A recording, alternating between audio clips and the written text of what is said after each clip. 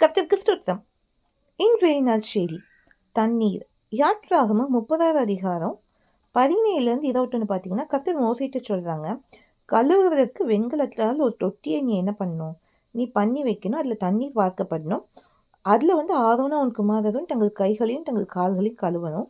அவங்க ஆசரிப்பு கூடாரத்துக்குள் பிரவேசிக்கும் போதாகட்டும், கர்த்தருக்கு தகனத்தை கொளுத்தவும் பலிபீடத்தின் இடத்தில் ஆராதனை செய்யவும் சேரும்போதும் அவர்கள் சாகாதபடிக்கு தண்ணீரினால் தங்களை கழுவ கடவர்கள்.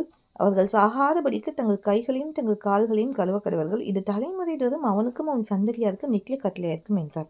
அப்போ என்னன்னா, ஆசரிப்பு கூடாரத்துக்குள்ள போகும்போது என்ன பண்ண, ஆசாரியனும் அவங்க அடுத்தது அவங்க குமாரர்கள் யாராக இருந்தாலும் சரி, அவங்க என்ன பண்ணணும், தங்களை சுத்திகரிக்கணும், கழுவணும்.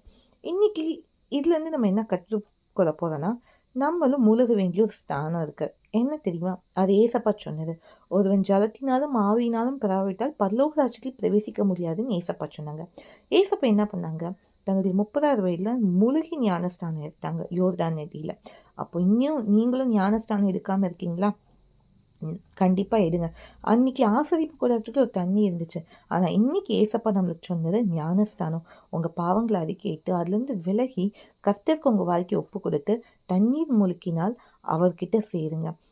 ஏசப்பா எப்படி அந்த நியமத்தை நிறைவேற்றினாங்களோ நம்மளும் அதை நிறைவேற்றணும். அதனால மனம் திரும்புதலுக்கு ஏற்ற ஞானஸ்தானத்தை பிதாகுமாரன் பரிசுத்த ஆவியினால எடுங்க. கர்த்தர் உங்களை ஆசரிப்பார். இதுவே இன்றைய நற்செய்தி. முடிவுண்டாகட்டும்.